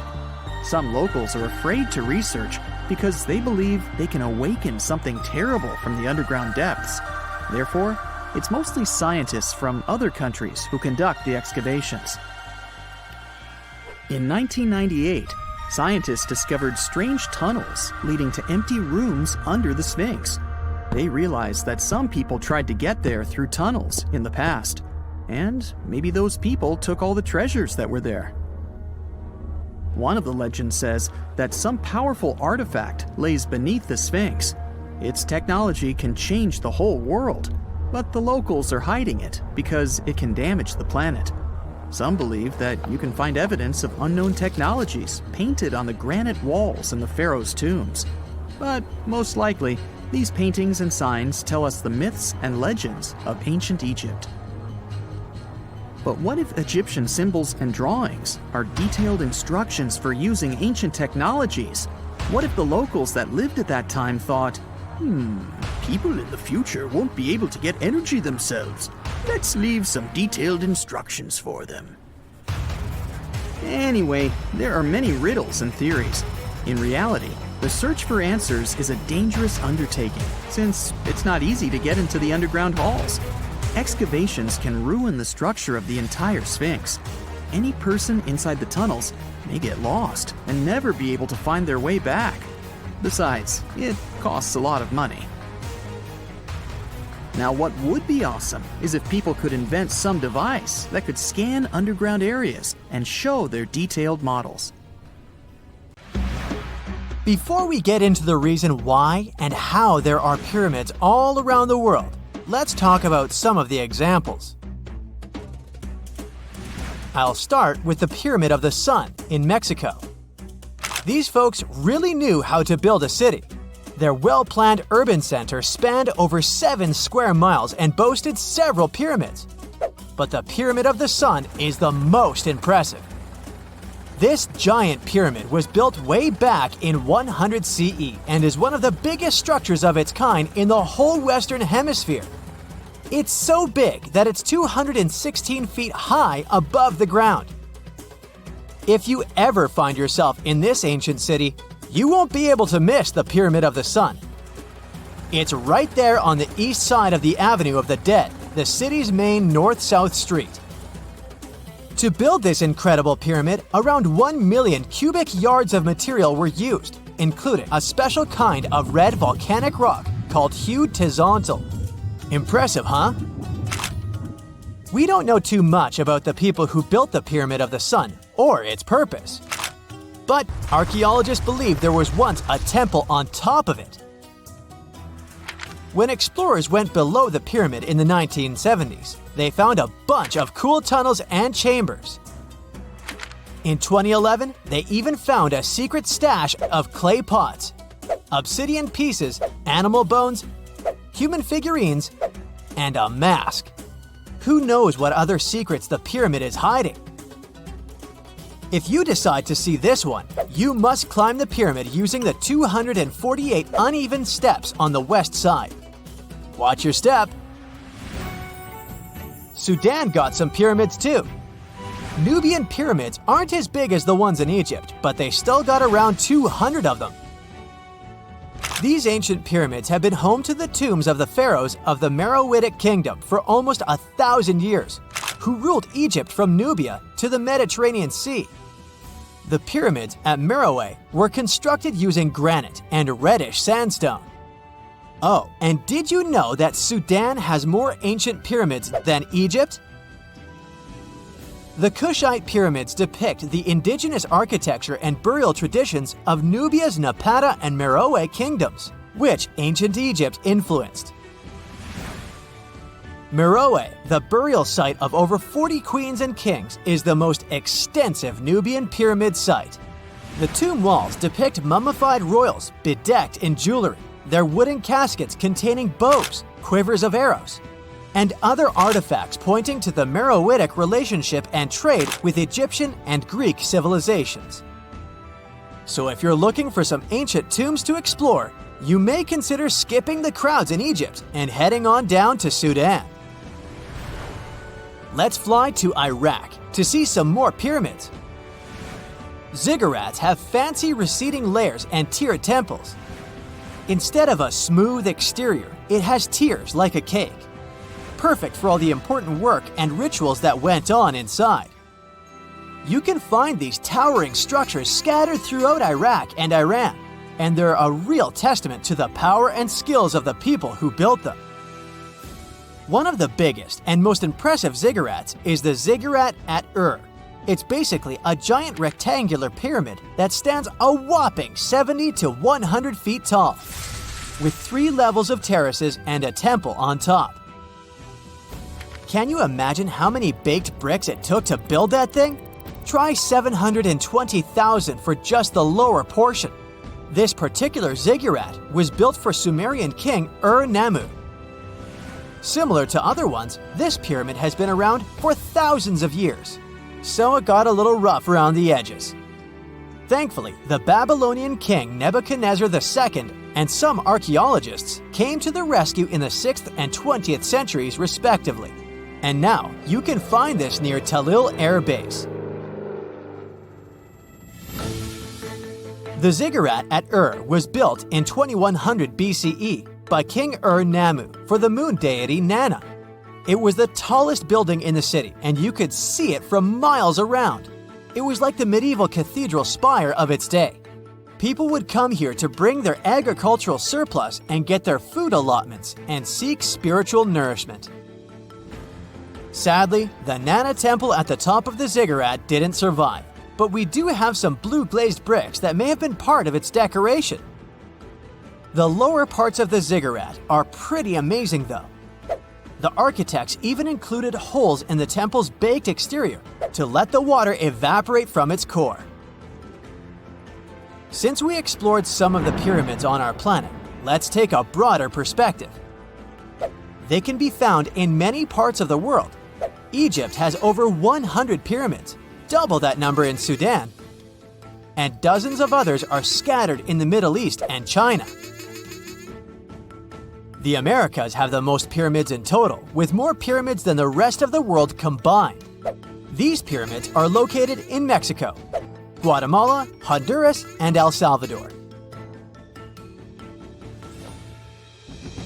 Time to know more about the evolution of pyramids through history. The oldest pyramid is in Egypt. This pyramid was a step pyramid, which was created by placing one layer of stone on top of another. The pharaoh Sneferu is credited with creating the pyramid shape we recognize today. During his 45-year reign, he built 3 pyramids. His first 2 attempts failed, but he finally got it right with the Red Pyramid, which is considered the first true pyramid. It was Sneferu's son, Khufu, who built the Great Pyramid of Giza, which was the tallest human-made structure on Earth for almost 4,000 years. Latin American pyramids are similar to early Egyptian step pyramids, but they were built independently, with no knowledge of each other. The pyramids in Sudan were built around 700 BCE and are tall but much narrower than those in Egypt. How in the world did all these civilizations build these things without even texting each other? After all, the Aztecs, Mayans, and ancient Egyptians were about as different as possible. But despite their cultural differences, they all seem to agree on one thing. Pyramids were pretty cool. Step pyramids are all around the world because they were the most feasible and stable way to build large and tall structures without access to lighter building materials like wood and metal. The triangular form with a square base is the best way to build a sturdy structure, and having a cube structure would require more material for less height. Now, when it comes to pyramid design, the Egyptian pyramids were like giant triangles with a square base, smooth sides, and a pointy top. On the other hand, The Aztecs and Mayans went for a tiered cake look, with steps leading up to a flat platform on top. So, while all these pyramids share the same basic shape, they have their own unique flair. Each group built its pyramids using different materials, techniques, and slope angles. So while they may have been inspired by each other's work occasionally, they were just doing their own thing. Egyptian pyramids had smooth, angled sides that were designed to help the pharaoh's soul ascend to heaven. The Pyramid of the Sun was built over a series of caves that served as a passageway for the deities. The Maya built the temple of Kukulkan in Chichen Itza to honor the deity Kukulkan, usually represented by a serpent. Nicknamed El Castillo, it has 91 steps on each side, plus a platform. That's 365 steps, one for each day of the Mayan calendar. Tell me, Brightsiders, how were pyramids built? To begin with, humans made them, not a foreign race from space that landed on Earth. You see, one thing that all pyramids have in common is that they were built without advanced tools or even the wheel. It took a lot of people to build them, including skilled laborers and architects. For example, it's estimated that 20,000 people built the Great Pyramid of Giza, and it's believed that most of them were skilled laborers. Building pyramids was a massive undertaking that required years of planning and effort. The Great Pyramid at Cholula, Mexico, took 600 years to complete. The story goes that two Mayan twin boys loved to play ball. Sure, they were really good at it, but they also made a lot of noise when playing. The lords of the underworld soon became bothered by the sound and summoned the two boys to the underworld, a place the Mayans called Xibalba. As soon as the boys reached their gloomy destination, the lords of the underworld began putting them through a series of tests. Soon enough, the inexperienced twin boys failed the tests and lost their lives. But this was not in vain. This sad event resulted in the appearance of a beautiful fruit tree. Soon enough, a young woman saw a beautiful fruit on this tree and reached up to pick it. Legend has it that soon after that, she gave birth to another set of twin boys named Hunahpu and Xibalbaqui. Just like their ancestors, these twins were great ball players, but they were equally as loud, and the lords of the underworld became annoyed again. They decided to ask this pair of twins to come to play a game in the underworld, hoping to get rid of them too. When the twins arrived, the lord sent them through a number of frightening places. The first one was the House of Gloom, which was very dark. They then passed through the House of Knives, where they had to avoid getting injured. The twins then built a fire in the House of Cold, so that they didn't freeze, and ran through the House of Jaguars, where they tricked the animals into not eating them. Finally, they entered the House of Bats, where they seemed to have lost their luck. One of the bats managed to run off with Hunahpu's head. The lords then challenged the twins to play ball with them, but the boys were clearly at a disadvantage. Xibalbaqui placed a turtle on Hunahpu's shoulders to make up for his lost head, and they began playing. As the lords became distracted by an animal near the court, Xibalbaqui stole his brother's head and placed it back in its place. Much to the annoyance of the lords, the twins were now able to tie the game. Hunahpu and Xibalbaqui continued to perform a series of tricks for the lords of the underworld. One of them involved Xibalbaqui injuring Hunahpu and then bringing him back to life. The lords were so impressed by the twins' performance that they asked them to do the same trick on them. Of course, the twins agreed, but after performing their trick on some of the lords, they refused to revive them. Seeing what had happened, the lords of the underworld admitted defeat and begged for their lives, promising not to intervene in the lives of people ever again. Hunahpu and Xibalbaqui were happy to have avenged their ancestors and gained the respect of the lords. Legend has it that the lords of heaven were so impressed by the twins that they took them to live in the sky by turning them into the moon and the sun. The Maya civilization was one of the most dominant indigenous societies in history. and their folklore and traditions are still discovered and studied today. They used to live in a territory called Mesoamerica. It was made up of modern-day Mexico and parts of Central America like Guatemala, Belize, Honduras, Yucatan Peninsula, and El Salvador. They lived from 1800 to 900 BCE and up to 900 to 1500 CE. Apart from their impressive legends, the Maya were very skilled inventors. They're known for their calendars, writing systems, farming methods, and sports. Their writing, for example, was found preserved on buildings and stone monuments, as well as in rare books and pottery. It's a system made out of more than 800 hieroglyphics in various combinations. Each of those signs was said to represent a syllable. Their writing system was deciphered by accident by Tatiana Proskorakov, an American woman who initially studied to be an architect. Since she didn't find a job in her field, she eventually became a Mayanist in her own right, despite not being academically trained. She was the first to notice that the Mayan upended frog glyph meant birth, and that their toothache glyph meant the date when the king ascended to the throne. It made it easier for scientists to pinpoint birthdays, as well as the names of the rulers of a specific Mayan dynasty. They also invented the concept of zero, which is seen as one of the greatest innovations in mathematics, physics, and human history altogether. Sure, even back then, people understood the idea of having nothing, but the concept of zero as a number is a relatively new invention. A fun fact about Mayans is that they really liked hats. The bigger your hat was, the more important you looked. Not only was it a sort of fashion statement, but it also made them look taller, which was a big deal for their aesthetic. The Mayans also came up with one of the most intricate and complex calendars in human history. It was the first to use zero as a placeholder.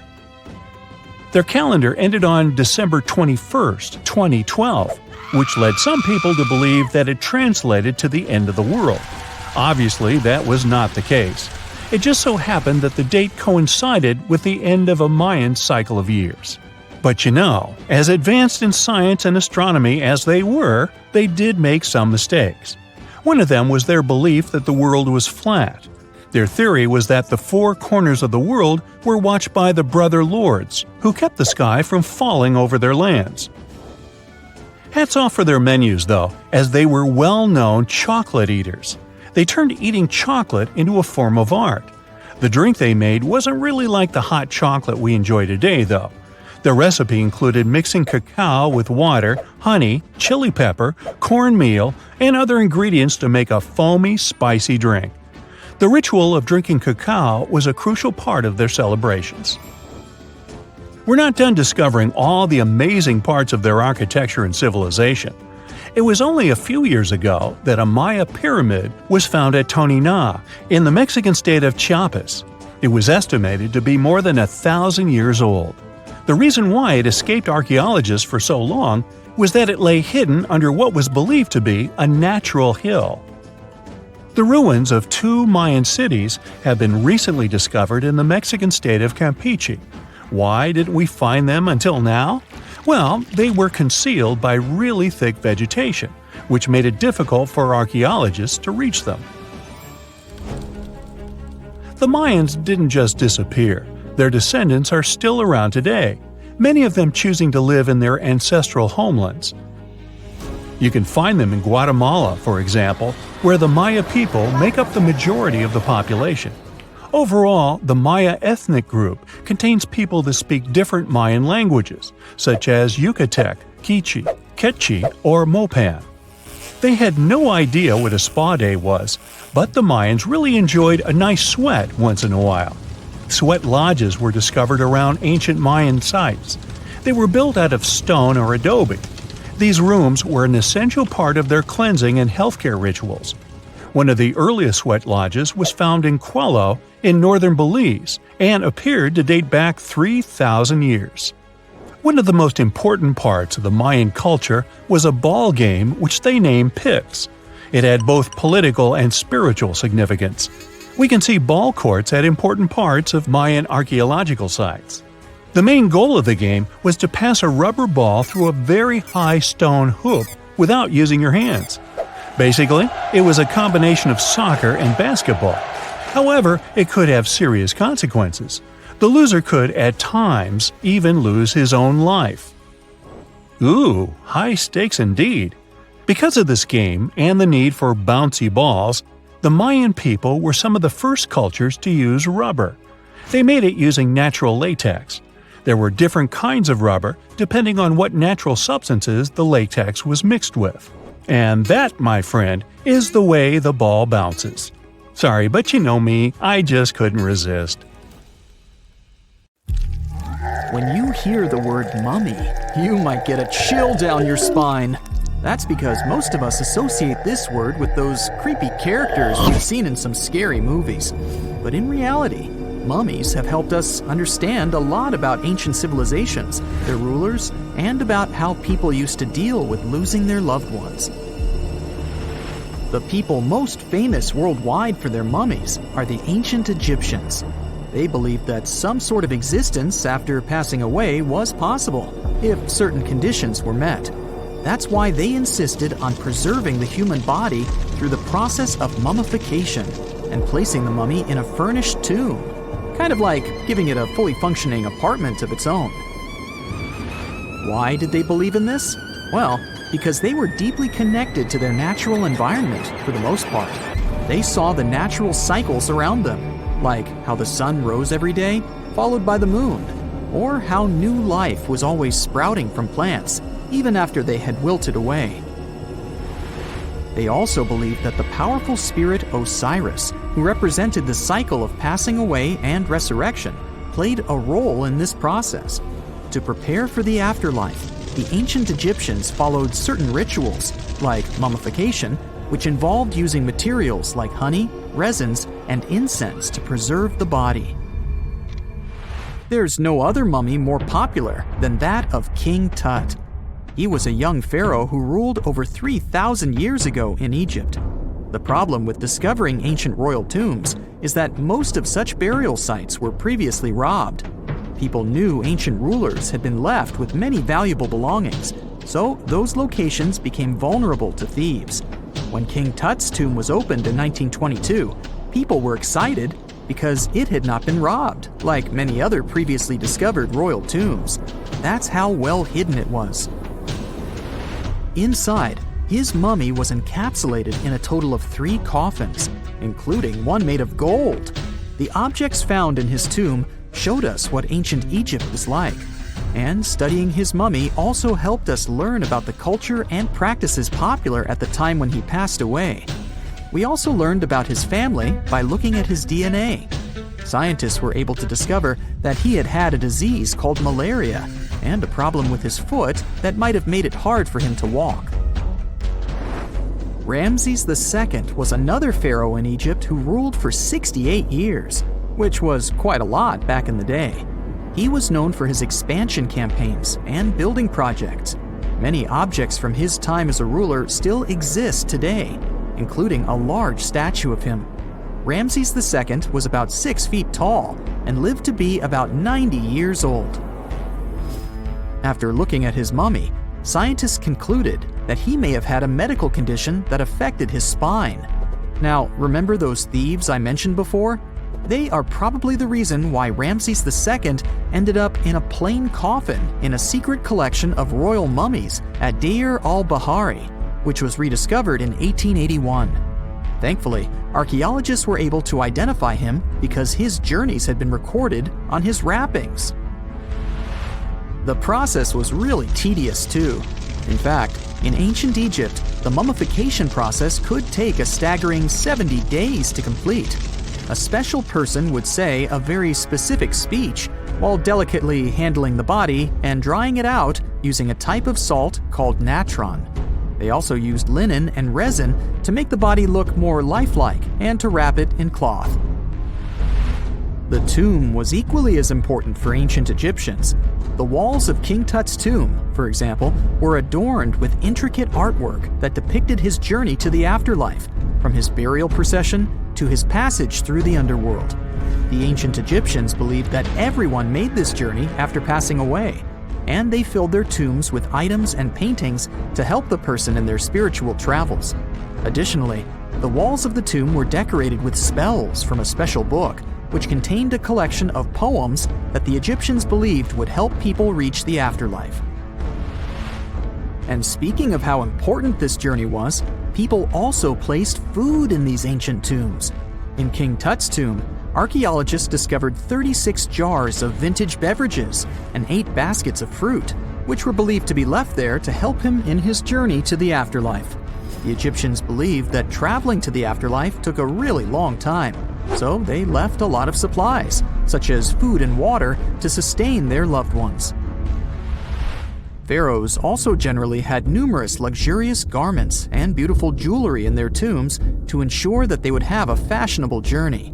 These items included various types of linen clothing, such as tunics, scarves, gloves, and headdresses, as well as a lot of gold jewelry with precious stones, like bracelets, buckles, pendants, necklaces, rings, and even precious depictions of insects for protection.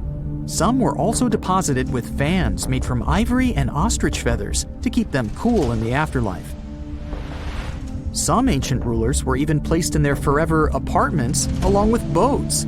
For example, Pharaoh Khufu built the Great Pyramid at Giza as his tomb, and a large ship was found inside.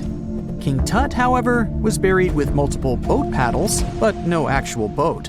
Instead, he had 3 chariots and numerous walking sticks made of precious materials, perhaps indicating he'd rather travel to the beyond by land, not by water. Amongst the most interesting objects found near ancient mummies are bottles of oils and perfumes. If rulers were supposed to be fashionable, why not smell nice too, right? Also, some of them had some ancient kinds of board games, most of them made out of precious materials like gold or ivory. One of those games was called Senet. It was very popular amongst the ancient Egyptians and very similar to modern-day chess. The ancient Egyptians may have the most famous mummies out there, but they weren't the first to invent the procedure. In fact, it all started in South America with an ancient civilization named the Chinchorro. As far as we know today, these people were the first to mummify their loved ones that had passed away. They did it somewhere around 2,000 years before the Egyptians started their own rituals. Sure, we can tell a lot about ancient rulers by studying these mummies, but until recently, we had no idea what they really looked like during their lifetime. Not so long ago, though, some very special mummy paintings were found by archaeologists studying ancient Egyptian objects. These mummy portraits are highly detailed paintings of individuals that were made while they were still alive. Such paintings were often painted on wood, as opposed to the classical portraits we all know about, which are painted on canvas. They are known for their realism and beauty, and have even been used by researchers to diagnose diseases by comparing them to the corresponding mummies. Some of these portraits also include depictions of jewelry, which was later found on the mummies. The recent discovery of these mummy portraits in Central Egypt is significant, as it marks the first time in over a century that such paintings have been found. Mummies appeared all around the world naturally, too. Mummification can occur without people intervening because of natural conditions, like extremely cold or hot environments, places with a lack of oxygen, or accidental exposure to chemicals that preserve the body. These conditions don't allow bacteria to grow, resulting in the body remaining more or less intact. Famous Otzi was one of these mummies.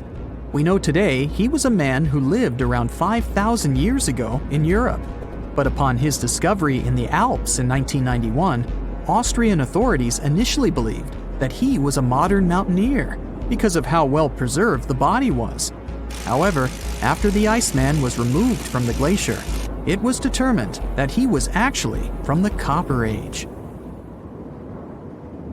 It's 1898, and you're taking part in excavations in Saqqara. This place, not far away from Cairo, is full of ancient tombs and pyramids. You're in your Indiana Jones mood and hope to find something really phenomenal to become famous. Gold, manuscripts, treasure maps. mummies of famous pharaohs. Wait, a wooden bird? You're really disappointed as it looks like a regular toy. An old one, but still. Little do you know that years later, someone would propose that your bird was actually an ancient monoplane. So the artifact, nicknamed the Saqqara bird, is made of a sycamore tree. The birdie has a wingspan of just 7 inches and weighs around 40 grams. A perfect original souvenir from Egypt, I would say. It's over 2,000 years old and looks pretty plain, without any carvings of feathers or other intricate ornaments. It has a beak and eyes though, which makes our find look like a hawk, the emblem of the deity Horus. Its tail is rather unusual as it's squared, looks weirdly upright, and it seems like the sunken part of it was the place for a now missing piece. Humans love solving a good mystery, so there have been several attempts to explain the use of the birdie. First, quite simply, is that it was a ceremonial object. The second idea is that it was a toy for a child from some well-off family. It could have been some sort of boomerang, which was a popular concept in ancient Egypt. Then there was a theory that the bird had been used as a weather vane. But this one has been debunked as the figure doesn't have any holes or markings, except for the one made at the museum in Cairo to fix the exhibit on a stick. So there was no way to hang it in the past. Almost a century after the bird was found, Egyptologist Dr. Khalil Masiha proposed a new theory that it could have been a model of a monoplane. He believed the bird was missing a horizontal tailplane. Otherwise, it had its wings set at a right angle, similar to that of modern planes. It could have worked to generate the aerodynamic lift necessary for flights. Dr. Masiha also claimed that it was common at that time to place miniature models of technological inventions in tombs. So, did the ancient Egyptians really invent the plane in 200 BCE? That would make the Wright brothers, who are considered the inventors of aviation, really upset. They made one of their first flights only in 1903. There's just one way to know for sure, and that is to test the model. But you know, the ancient museum in Cairo would unlikely let one of their cherished exhibits fly around like a toy. That's why glider designer Martin Gregory built a similar model, this time of balsa wood, and concluded that even with the missing tailplane, the plane wasn't much of a flyer. Case solved? Not really. This didn't sound convincing enough to the History Channel, so they invited an aerodynamics expert to build another replica of the bird. He tested it in weather conditions similar to those in Egypt and was impressed with the little plane's abilities. So, if they did invent the prototype of a plane back in the times of pharaohs, it would be a good example of an oupart. That's an out-of-place artifact, an object that's way ahead of its time in terms of technology or history. And the Saqqara bird isn't the only example of such a revolutionary concept. In 1901, a group of divers retrieved the Antikythera mechanism from an underwater shipwreck near the Greek island of Antikythera. It's been dubbed the world's first analog computer, and it's currently dated around 100 BCE. The bronze mechanism could tell the position of the sun, moon, planets, and stars, as well as the lunar phase, the dates of upcoming solar eclipses, and even the speed at which the moon moves through the sky. No one's sure who used it and how or where it was made. But it's obvious that it's extremely precise and way too advanced for its time. The first flushing toilets in the world were invented in the middle of the 20th century. Just kidding. The ancient Minoans on the Mediterranean island of Crete and the Indus Valley civilization both came up with this brilliant invention at the same time, around 4,000 years ago. The plumbing and sanitation were so well done that no one managed to design anything better until 2,000 years later. One ancient Minoan lavatory was discovered at the Palace of Knossos. It looks like it had a wooden seat set over a tunnel that directed water from a rooftop reservoir to an underground sewer. Other varieties got water from jugs. Only the super rich people could afford all this glory. So if you wanted to shop for real estate back then, the flushing toilet would be a telltale sign you were in the rich neighborhood. Automated doors became a cool, seemingly new invention back in 1931. But the technology behind them is actually much older. Think the 1st century CE old. Mathematician and engineer Heron of Alexandria came up with a hydraulic system to open and close temple doors. To bring it into action, you need to light a fire to produce heat. There was a brass pot under the fire, half filled with water. The inventor connected the brass pot to containers that acted as weights. When the fire was burning, the water moved into the containers. They went down and pulled the ropes. It was nothing like a supermarket door that opens in front of you before you even have time to think. Heron's door took hours to open, and there was no way to stop the process. That's why they only opened the doors once a day before people entered the temple, to add some mysticism at the temple during ceremonies. Spooky. Looks like the first ever battery was invented in Baghdad around 2,000 years ago. A German archaeologist found this oval-shaped clay jar in 1938. Scientists are still not sure what purpose it served and who exactly invented it. There is a theory that it was used for electroplating objects with precious metals. When they filled it with a weak acid like vinegar, the battery produced around 1 volt of electricity. Another theory says it was a vessel for sacred scrolls. Would you like to buy contact lenses designed by Leonardo da Vinci himself? In 1508, he invented a glass lens with a funnel on one side. You were supposed to wear it with water inside to improve your vision. Sounds a bit uncomfortable, doesn't it? So, around a century later, French scientist René Descartes decided to improve the idea and make the cornea contact the future lenses. Contacts because they contact your eyes, get it? The glass tube with liquid did help improve vision, but blinking was sadly impossible. 2.5 centuries later, new technologies in the glass industry let scientists design contacts that would fit in the eye and even let the wearer blink. Thanks, guys! Still, those lenses were made of heavy blown glass and didn't let the eye breathe. About 50 years later, contacts became plastic, lightweight, unbreakable, and scratch-resistant, but still covering the entire eye. And then, in 1948, an English optical technician accidentally sanded down a plastic lens and figured out they'd still be in place even if they covered only the cornea.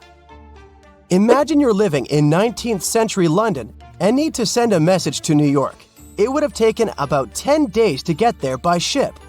So when delivery time went from days to hours in 1858, it was a true sensation. The first message was sent by Queen Victoria herself. It was all made possible thanks to the transatlantic telegraph cable, running under the ocean. Sadly, the new cool invention only lasted a few weeks. It took years to bring it back to life.